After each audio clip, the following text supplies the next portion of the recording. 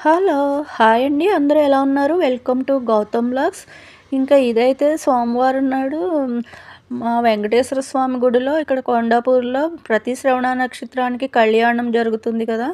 అందరూ కళ్యాణం చేయించుకున్నారు. ఇదైతే కళ్యాణంలో భాగంగా దండలు వేసుకునే సందర్భంలో ఇలా అయ్యవార్లు ఇలా చేస్తారు కదా! ఈ నృత్యాన్ని భలే ఆనందంగా ఉంటుంది కదా! మీరు తిలకిస్తారని పెట్టాను. కళ్యాణం అయితే అలా జరిగింది. చాలా ఆనందోత్సవంగా జరిగింది. ఇక్కడ ప్రతి శనివారం భోజనాలు కూడా ఏర్పాటు చేస్తారు. ఇది కొండాపూర్ హైటెన్షన్ రోడ్‌లో ఉంటుంది. ఇంకా ఇదైతే పక్కనే శివాలయము.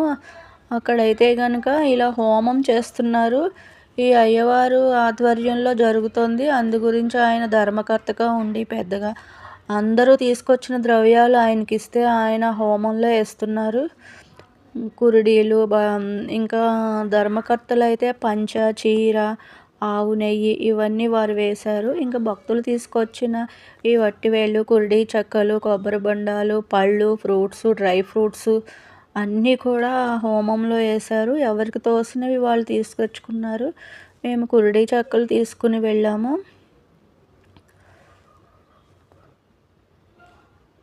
చూసారా ఇక్కడ ఆయన ఈ ఆ గుడి దగ్గర ఆ వీధికి ఆయన చైర్మన్‌గా ఉంటారంట. ఆ స్వామి చేతుల మీదుగా చేశారు.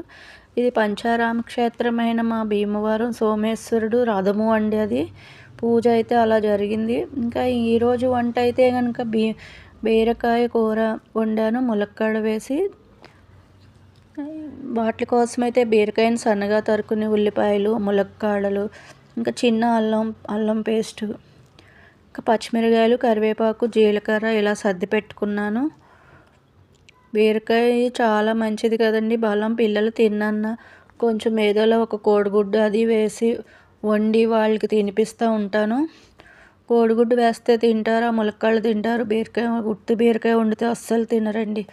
ఇంకా గిన్నెలో అన్నీ మగ్గబెట్టి ఇలాగ ఆయిల్ వేసిన తర్వాత ఒకదాని వెంట పోపు వేసి తర్వాత ఉల్లిపాయ, పచ్చిమిరకాయ, తర్వాత బీరకాయ ముక్కలు, ములక్కాడలు అన్నీ వేసి మగ్గిస్తాం. ఇది అందరికీ తెలిసిందే కదా!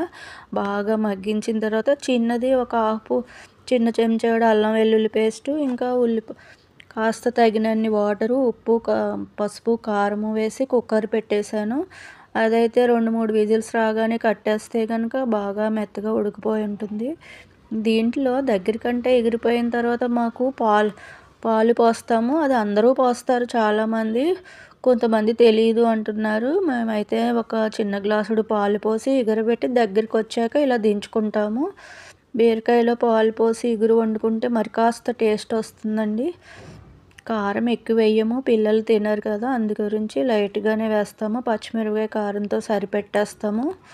బీరకాయ కూర అయితే ఉడికిపోయింది. ఈ లోపల పాలు వచ్చినాయి. పాలు తీసుకొచ్చాము, కాగబెట్టేశాను.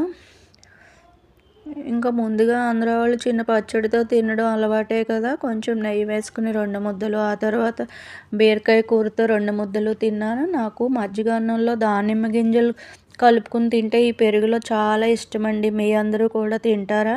ఇంక ఇవాళకి ఇదేనండి. లైక్ చేయండి, షేర్ చేయండి, కామెంట్ చేయండి. Thank you. బాయ్.